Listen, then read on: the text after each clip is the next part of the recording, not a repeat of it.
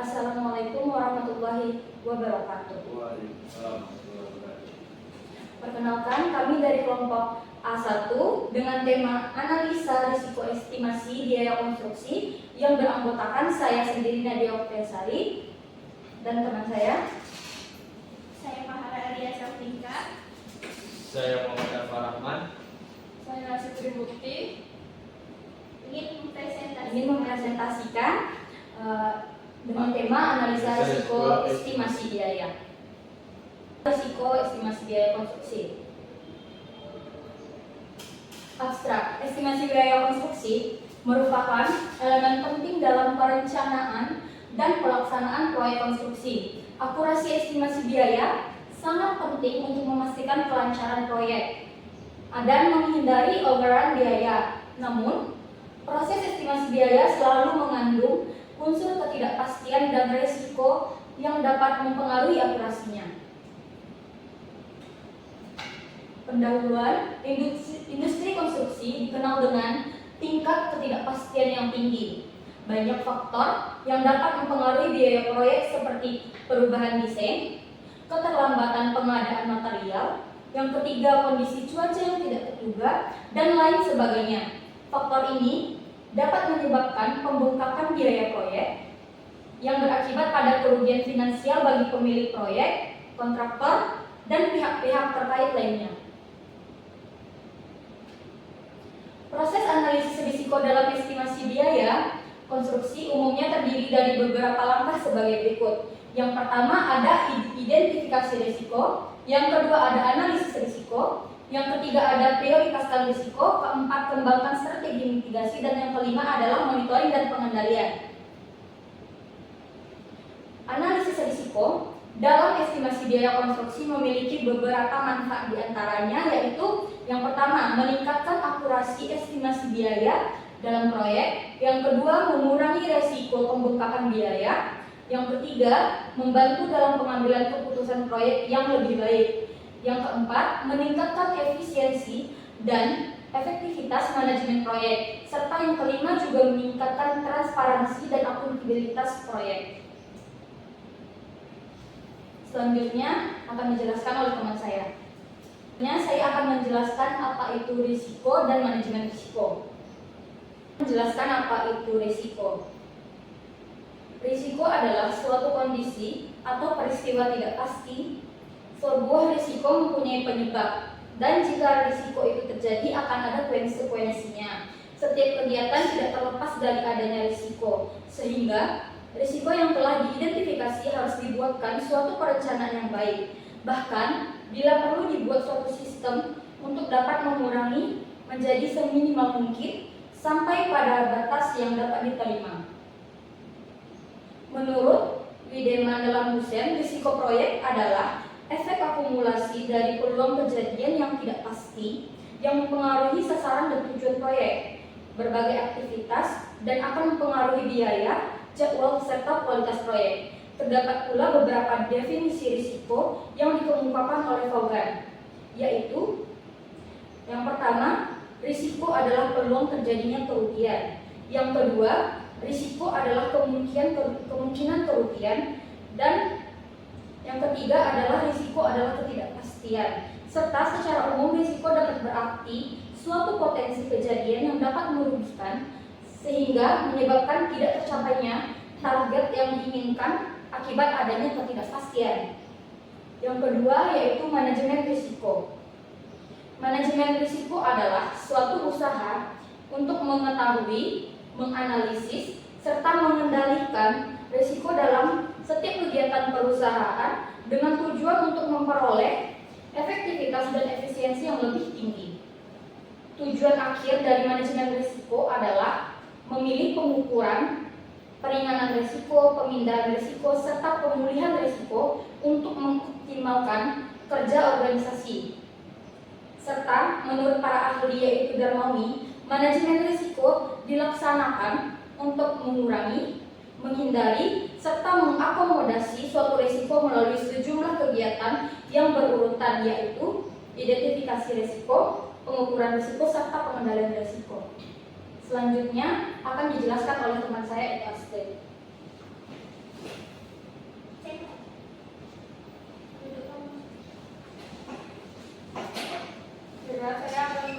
melanjutkan presentasi dari Nadia, yaitu nomor 3, identifikasi risiko. Identifikasi risiko merupakan tahapan awal dalam manajemen risiko yang bertujuan untuk dapat menguraikan dan merinci jenis risiko yang mungkin terjadi dari aktivitas atau kegiatan yang akan kita lakukan. Hal pertama yang harus diketahui dengan jelas adalah sumber risiko, kejadiannya, dan akibat dari risiko tersebut. Sumber risiko adalah kondisi-kondisi yang dapat memperbesar kemungkinan terjadinya risiko. Event adalah peristiwa yang menimbulkan pengaruh yang sifatnya dapat merugikan dan menguntungkan. Identifikasi risiko dilakukan agar variabel risiko yang dinilai dan dievaluasi dapat diketahui dan diidentifikasi dan ditangani dengan metode sebagai berikut. Adalah checklist, HAZOP, pasta data, audit, dan critical evidence analysis. B. Klarifikasi risiko. Menurut Godfrey bahwa nilai risiko ditemukan sebagai perkalian antara kecenderungan atau frekuensi dengan konsekuensi risiko. Kecenderungan adalah peluang terjadinya kerugian yang merugikan yang dinyatakan dalam jumlah kejadian per tahun. Sedangkan konsekuensi merupakan besar kerugian yang diakibatkan oleh terjadinya suatu kejadian yang merugikan yang dinyatakan dalam nilai uang. Secara umum, berdasarkan kecenderungan peluang terjadinya risiko dan konsekuensi yang diakibatkan, risiko dapat diklarifikasikan sebagai acceptable,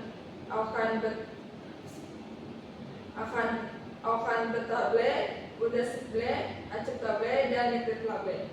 Selanjutnya akan dijelaskan oleh teman saya, Kak Ara. Selanjutnya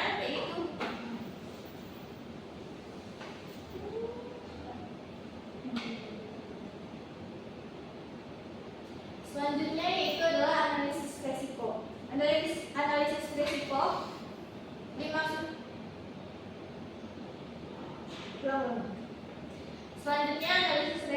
Analisis risiko dimaksudkan untuk menentukan besarnya suatu risiko dengan mempertimbangkan kemungkinan terjadinya dan besar akibat yang ditimbulkan.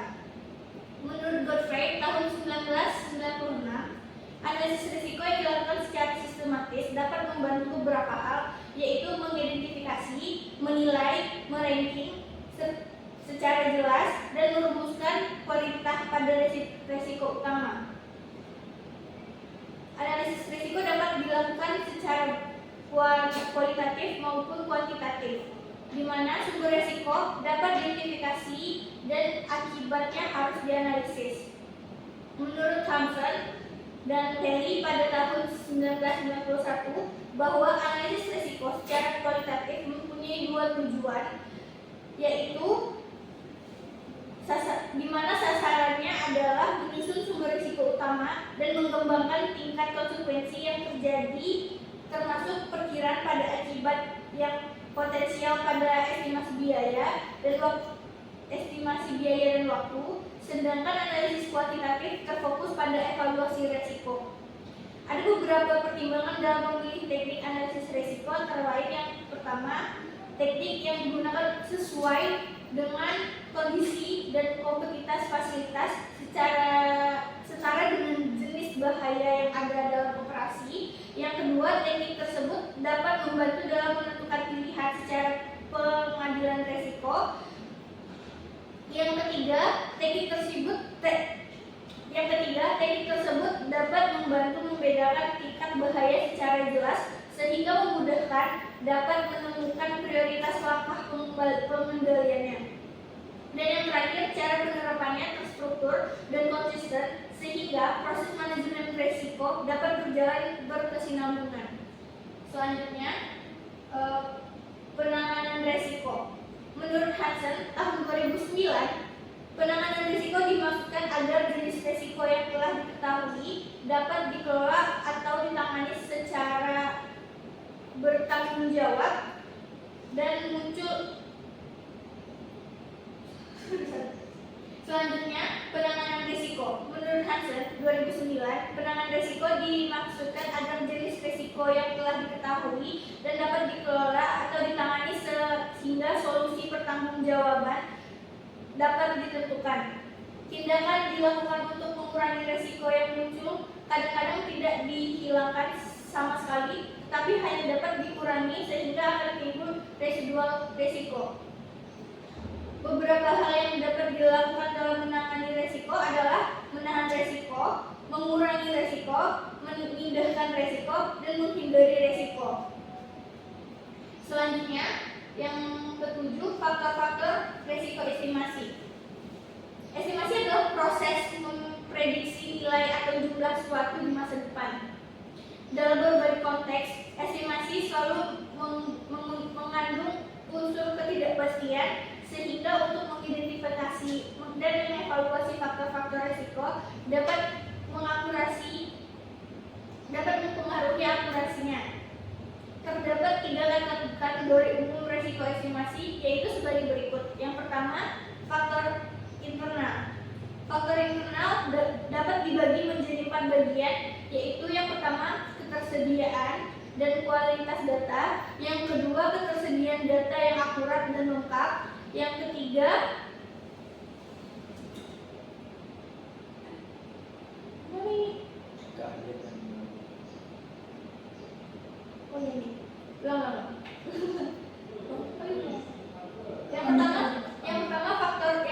faktor internal. Faktor internal dibagi menjadi 4 bagian, yaitu yang pertama, ketersediaan dan kualitas.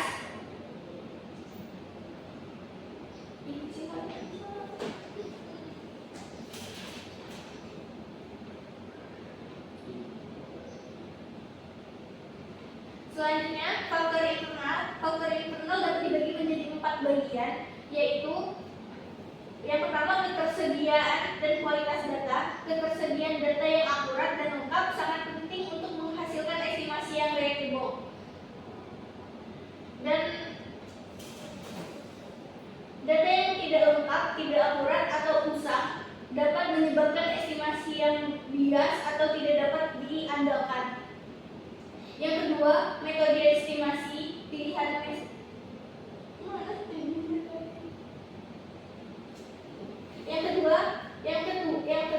pemilihan estimasi. Pemilihan metode estimasi yang tepat tergantung pada konteks dan jenis data yang tersedia. Penggunaan metode yang tidak tepat dapat menghasilkan estimasi yang tidak akurat. Yang ketiga, keahlian dan pengalaman estimator. Keahlian dan pengalaman estimator dapat menggunakan metode estimasi dan memahami konteks proyek sangat penting untuk menghasilkan estimasi yang akurat. Dan yang keempat, ketidakpastian dan variabilitas. Estimasi selalu mengandung unsur ketidakpastian dan variabilitas yang berasal dari berbagai sumber seperti fluktuasi harga bahan baku, perubahan kondisi pasar, dan kejadian yang tidak terduga lainnya. Yang B, faktor eksternal estimasi biaya. Faktor internal dibagi menjadi 4 bagian. Yang pertama, kondisi ekonomi makro dan mikro dapat mempengaruhi biaya proyek dan ketersediaan sumber biaya sehingga berakibat pada estimasi biaya dan waktu. Yang kedua, peraturan dan kebijakan. Perubahan peraturan dan kebijakan pemerintah dapat berdampak pada penyusunan proyek dan biaya yang terkait sehingga mempengaruhi estimasi. Yang ketiga, bencana alam dan kejadian yang tidak terduga. Bencana alam seperti gempa bumi, banjir, atau huru hara dapat menyebabkan kerusakan pada proyek yang mengganggu aktivitas proyek sehingga berakibat pada estimasi biaya dan waktu. Yang keempat yaitu risiko pasar. Fluktuasi harga bahan baku, perubahan suku bunga, kondisi pasar lainnya dapat mempengaruhi biaya proyek dan berakibat pada estimasi. Yang ketiga itu faktor manajemen proyek. Faktor manajemen proyek dibagi menjadi 4 bagian juga, yaitu yang pertama, perencanaan penjadwalan proyek yang buruk dapat menyebabkan keterlambatan dan efisiensi yang berakibat pada peningkatan biaya dan revisi estimasi. Yang kedua, komunikasi dan koordinasi. Komunikasi dan koordinasi yang buruk antara tim dapat menyebabkan kesalahpahaman informasi yang berakibat pada revisi estimasi dan penundaan proyek. Yang ketiga, manajemen resiko. Kurangnya manajemen resiko yang efektif dapat menyebabkan kegagalan dan dalam mengidentifikasi, evaluasi, dan menanggapi potensi resiko yang berakibat pada konsekuensi negatif bagi proyek dan estimasi. Dan yang keempat, mitigasi resiko estimasi. Untuk meminimalkan resiko estimasi, penting menerapkan strategi mitigasi yang tepat. Terdapat di dalam strategi mitigasi sebagai berikut. Yang pertama, meningkatkan kualitas dan pastikan data yang digunakan estimasi akurat, lengkap, dan terkini. Yang kedua, memilih metode estimasi yang tepat. Pilih metode estimasi yang sesuai dengan konteks proyek dan jenis data yang tersedia. Menetapkan estimasi sensitivitas. Lakukan analisis sensitivitas dan untuk menguji dampak dari variabilitas dan ketidakpastian pada estimasi. Selanjutnya, meningkatkan komunikasi dan koordinasi. Pastikan komunikasi dan koordinasi sesama pihak itu terlibat. Dan yang terakhir, memanfaatkan teknologi. Gunakan perangkat lunak atau alat bantu untuk membantu dalam proses pengumpulan data, pemodelan risiko, dan visualisasi hasil. Selanjutnya akan dilanjutkan oleh rekan saya. Resiko analisis dalam estimasi biaya akan dilanjutkan oleh saya pribadi. Apa itu resiko analisis dalam estimasi biaya? Analisis risiko merupakan langkah penting dalam proses estimasi biaya proyek untuk mengidentifikasi, mengevaluasi, dan mengelola potensi risiko yang dapat untuk mempengaruhi operasi estimasi. Berikut adalah beberapa risiko umum yang terkait dengan analisis risiko dalam estimasi biaya konstruksi. Yang pertama, keterbatasan data dan informasi. Kurangnya data yang akurat dan lengkap tentang proyek seperti spesifikasi, teknis, harga material, dan biaya tenaga kerja dapat menghambat proses analisis risiko dan menghasilkan estimasi yang tidak akurat. B. Kualitas data. Data yang tidak akurat dapat menyebabkan bias dalam analisis risiko. Yang C. Ketidakpastian informasi. Kurangnya informasi tentang kondisi pasar, peraturan yang berlaku, dan potensi risiko lainnya dapat membuat analisis risiko menjadi tidak lengkap dan tidak efektif. D. Kesalahan metodologi. Kesalahan metodologi memilih metode analisis risiko yang tidak sesuai dengan konteks proyek atau jenis risiko yang terlibat dapat menghasilkan kesimpulan yang tidak akurat dan menyesatkan. Faktor-faktor eksternal yang tidak terduga. Faktor-faktor eksternal yang tidak terduga dapat dibagi menjadi 6 bagian, yaitu yang pertama, perubahan kondisi pasar. Yang kedua, perubahan peraturan dan kebijaksanaan pemerintah dapat menimbulkan persyaratan baru atau biaya tambahan yang tidak terduga. Yang ketiga, bencana alam dan kejadian tak terduga. Yang keempat, ketidakpastian dan variabilitas, yang dimana biaya proyek seringkali bersifat variabel dan tidak pasti karena berbagai faktor. Yang kelima, ketidakpastian waktu, durasi proyek juga dapat bervariasi karena faktor-faktor seperti kondisi cuaca. Yang keenam, resiko manusia. Faktor manusia seperti kesalahan manusia, miskomunikasi, dan kurangnya motivasi. Yang F, keterbatasan manajemen risiko. Kurangnya identifikasi risiko menyebabkan kegagalan untuk mengidentifikasi semua risiko potensial yang dapat mempengaruhi proyek, dapat menyebabkan underestimated biaya dan konsekuensi negatif bagi proyek. Yang teknik analisis risiko estimasi biaya konstruksi merupakan beberapa teknik analisis risiko yang umum digunakan dalam estimasi biaya konstruksi. Yang pertama, analisis risiko kualitatif.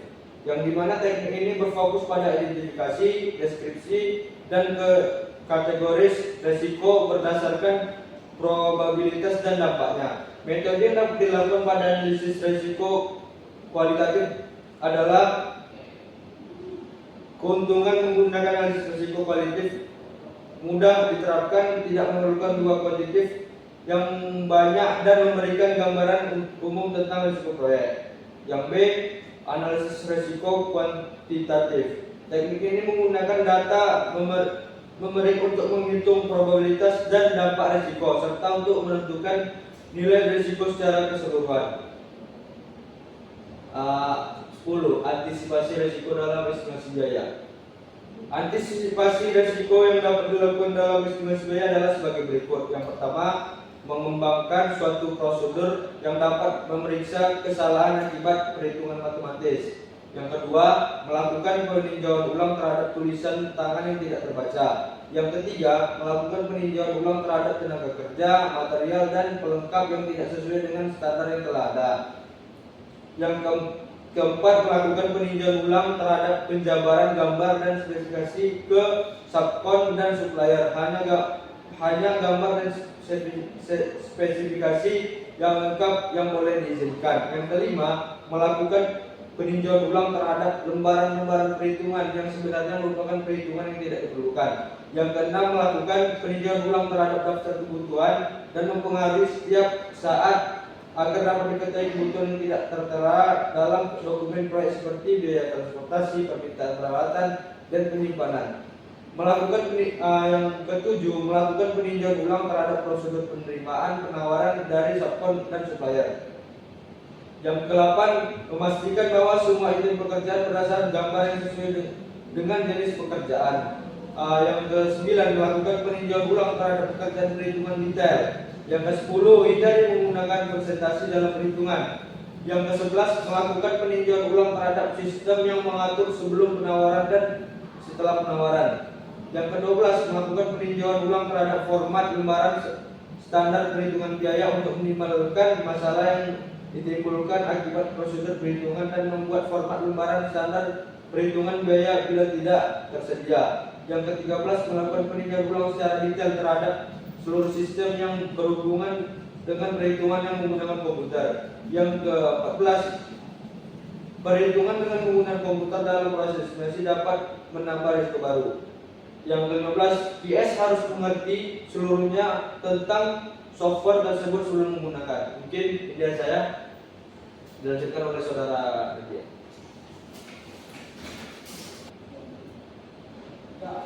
Maka kesimpulannya adalah analisis risiko merupakan alat penting untuk membantu proyek konstruksi mencapai tujuannya dengan tepat waktu serta sesuai dengan anggaran. Dengan memilih teknik analisis risiko yang tepat dan menerapkannya dengan cermat, tim proyek dapat mengidentifikasi, menilai, serta mengelola risiko secara efektif, sehingga meminimalisir kemungkinan terjadinya pembengkakan biaya dan memastikan keberhasilan proyek.